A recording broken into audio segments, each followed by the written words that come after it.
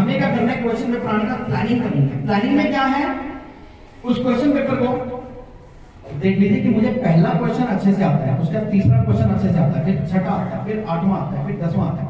जो जो आते हैं उनको सर्कल कर लीजिए, जो सबसे अच्छे से आते हैं। अब दूसरे नंबर पर कौन से होंगे, जो थोड़े कम आते हैं, ठीक है। सर्कल लगाइए जो सबसे अच्छे से आते हैं,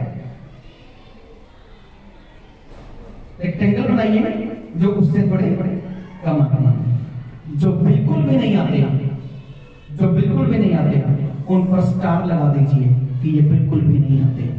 अब इन स्टार्स के ऊपर ज्यादा फोकस नहीं करना, सबसे पहले मैंने इनके ऊपर सर्कल किया था।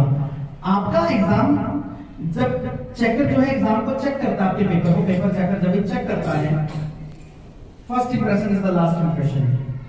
सबसे पहले वो क्वेश्चन के आंसर लिखिए।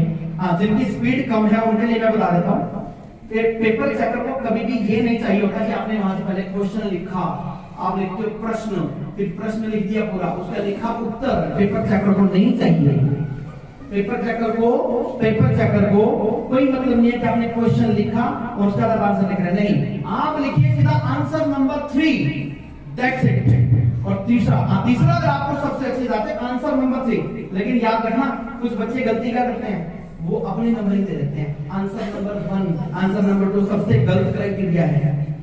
जो क्वेश्चन पेपर की नंबरिंग है सीधा वो उठाइए। आपको पहला नहीं आता कोई दिक्कत नहीं, दूसरा नहीं आता कोई दिक्कत नहीं, सीधा तीसरा उठाइए और तीसरा लिखिए आंसर नंबर 3। यानी आपका तो बना पहला, आपकी आंसर शीट में वहां पर था वो तीसरा, तो आपने लिखा आंसर नंबर 3 और आप उसका आंसर लिखिए।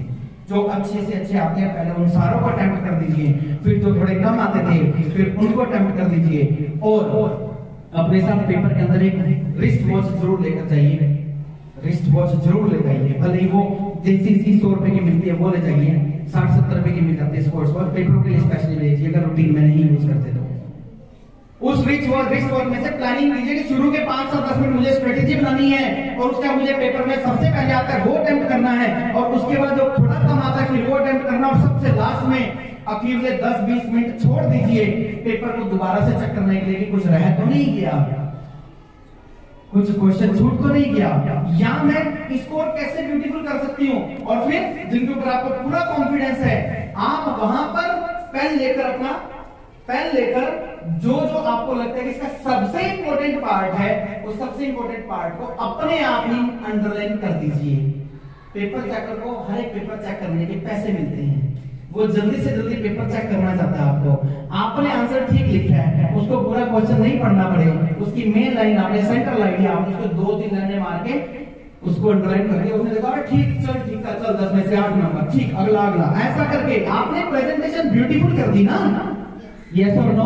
Yes sir. आपकी प्रेजेंटेशन ब्यूटीफुल होगी, उसका काम जल्दी हो गया और उसको पता लगे इसको आता है। और आपने शुरू में जो सबसे अच्छे क्वेश्चन किए थे ना, जो सबसे अच्छे से आते थे, उसको पेपर चेकर को पता लग गया, क्योंकि सारी गेम तो पेपर चेकर की है। ये पेपर आप यहां से पढ़ यहां ले लो, एग्जाम सेंटर कोई और बनेगा, पता नहीं कहां से एग्जामिनर आएंगे, पेपर कहां से इकट्ठे होकर कहां चेक होने के लिए जाएंगे। यमुनानगर के पेपर रेवाड़ी गए चेक होने के लिए, रेवाड़ी वालों के अंबाला आए, अंबाला वालों के पंचकूला गए। कौन से पेपर कहां जा रहे हैं कोई आपको नहीं जानता। अगर स्कूल में आप में से कोई एक लड़की है बड़ी इंटेलिजेंट, उसका नाम है प्राची। अब प्राची है यहाँ पर, चलो अच्छी बात है, हाथ खड़ा करिए, ठीक, चलो बहुत अच्छा। अब प्राची अगर इंटेलिजेंट है तो स्कूल वालों को पता है, प्राची अगर नालायक है तो स्कूल वालों को पता है। एग्जामिनर को तो ये एग्जामिनर नहीं जानता कि प्राची कौन है, एग्जामिनर केवल ये जानते हैं कि उसने किया क्या है। तो क्या किया जाए, आपने जो फर्स्ट इंप्रेशन डाला ना, अच्छे से जो आते तो कर दिए, उसकी पेपर चेक करके ना साइकोलॉजी सेलेक्ट हो गई, और इसको तो सब कुछ आता है, इसको तो सब कुछ आता है, वो चेक करता जा रहा है, सब कुछ आता है। जो नहीं आते थे ना, कम आते थे, उसमें भी सब कुछ आता है। जब तक वो इस लेवल तक पहुंचता है ना, अरे ये थोड़े ढीले कर दे, चलो कोई नहीं, दे दो, ठीक है। और फिर सबसे लास्ट में जो बिल्कुल नहीं आते थे, जो लास्ट में 20 मिनट छोड़े ना, 15-20 मिनट, उन 15-20 मिनट में अब वो आपको बिल्कुल भी नहीं आते, लेकिन आपको ना थोड़ा सा आइडिया है कि उमेश थोड़ा इंग्लिश गुरु ने अपने लेक्चर में बोला था, टीचर जो बोलते हैं ना, बस अपना दिमाग खुला रखिए, बस सुनना है, काम खुले रखने हैं। आपने आंखें बंद कर लेनी है उस पेपर और सोचना है कि यार इसका क्या। अब एक दो क्वेश्चन ही होते हैं, ऐसे तो नहीं आते बिल्कुल भी। इसका क्या हो सकता है? पेपर 100 मार्क्स का यानी 80 मार्क्स का आई थिंक आपका आता है। 100% आपको अटेम्प्ट करके आना है, खाली नहीं छोड़ना।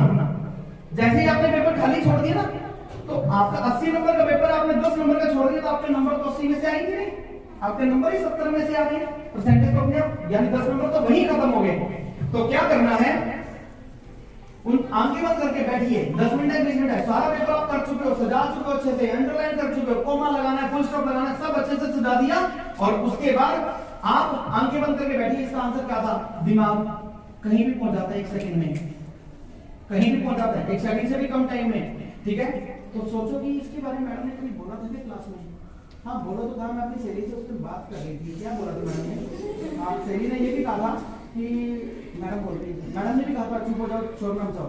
क्या था आपको याद करेगा? हाँ, एक दो लाइन ये थी, और आंसर नंबर 16, और उसके अंदर वो लाइन उठाकर अगर उसको आप थोड़ा सा एक्सप्लेन कर सकते हो, तो ABCDXYZ कुछ भी उसका तो थोड़ा बता उससे रिलेटेड। अब तुम तो ठहरे परदेसी साहब के लगाओगे, लिख के आओगे तो नहीं बात बनेगी। ठीक है, थोड़ा सा उससे रिलेटेड, थोड़ा सा उससे रिलेटेड कोई एक दो लाइनें ऊपर नीचे करके लिख दो। एक दो तो काम की याद आ गई, सबसे पहले उसी लाइन को लिखो, और जो आपने लिखी ना उसी को अंडरलाइन करो, तो डबल वाली अंडरलाइन बस। तो क्या था, जो बिल्कुल नहीं आता हमने थोड़ा सा कर दिया, और उसने हमें उसके अंदर चल ठीक है 8 नंबर का क्वेश्चन है, 6 नंबर का कोई नहीं, 6 का चल 3 का, इसमें से ना 1.5 नंबर दे दिया उसने। वो की साइकोलॉजी तो बन चुकी है, ठीक है इंटेलिजेंट है प्राची, ठीक है ना। अब उसने सब कर दिया, अब आपका काम पूरा, आपने 100 मार्क्स का यानी 100% पेपर आपने अटेम्प्ट कर दिया। उसको ये दिखा दी कि मैं तो इंटेलिजेंट हूं, तू नंबर दे, मैं इंटेलिजेंट हूं तो नंबर दे। उसने दे दिए। जब तक वो इस कंक्लूजन पर पहुंच पाएगी नहीं तो इंटेलिजेंट नहीं थी, तब तक तो नंबर लग चुके हैं। चेंज वो कर नहीं सकता, चेंज वो नहीं कर सकता जब तक आप अपनी वैल्यूएशन का नहीं डालते। तो यहां पर आकर आपका पेपर खत्म हो गया और आपके नंबर भी अच्छे आ गए। मैंने जो टिप्स बताए आपको अच्छे लगे? Yes sir. पहली बार सुनोगे मुझे लगता है? यस